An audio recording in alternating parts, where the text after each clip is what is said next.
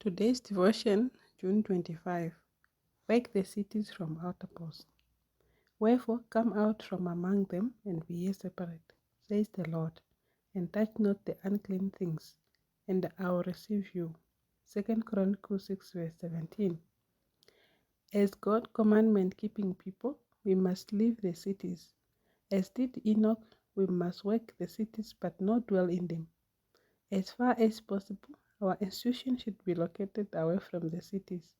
It is not God's will that his people shall settle in the cities, where there is constant turmoil and confusion. Their children should be spared this, for the whole system is demoralized by the hurry and the rush and the noise. The Lord desires his people to move into a country where they can settle on a land and raise their own fruits and vegetables, and where their children can be brought in direct contact with the works of God in nature. Take your family away from the city, is my message. The truth must be spoken, whether men will hear or whether men will forbear. The cities are filled with temptations. We should plan our work in such a way as to keep our young people as far as possible from this contamination.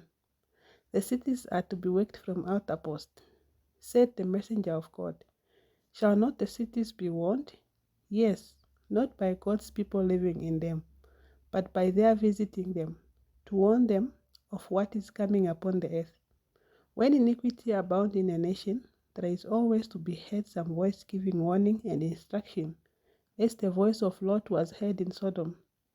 Yet Lot could have preserved his family from many evil had he not made his home in the wicked, polluted city. All that Lot and his family did in Sodom could have been done by them even if they had lived in a place some distance away from the city. Enoch walked with God, and yet he did not live in the midst of any city polluted with every kind of violence and wickedness, as did Lot in Sodom. He, Enoch, did not make his abode with the wicked. He placed himself and his family where the atmosphere would be as pure as possible. Then at times, he went forth to the inhabitants of the world with his God-given message. After proclaiming his message, he always took back with him to his place of retirement some of who had received the warning.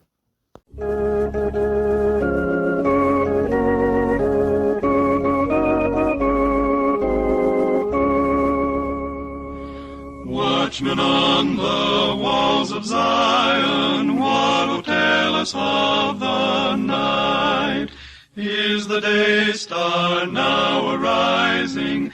Will the morn soon greet our sight? O'er your vision shine there now some rays of light. O'er your vision shine there now some rays of light.